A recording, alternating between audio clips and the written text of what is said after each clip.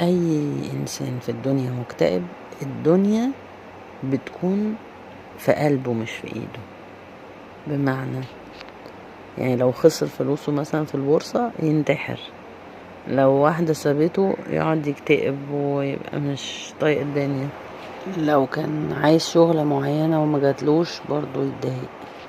عشان كده سورة التوبة آية 24 بتتكلم عن كذا حاجة حلال، كلهم لو حبيناهم اكتر من ربنا بيقول تربصوا استنوا شوفوا ربنا هيعمل فيكوا ايه.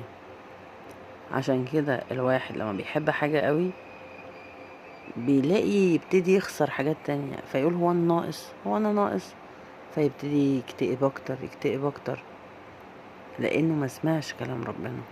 ليه ربنا بيعمل فيه كده؟ عشان ينتبه ويسأل نفسه هو انا بعمل ايه غلط عشان الدنيا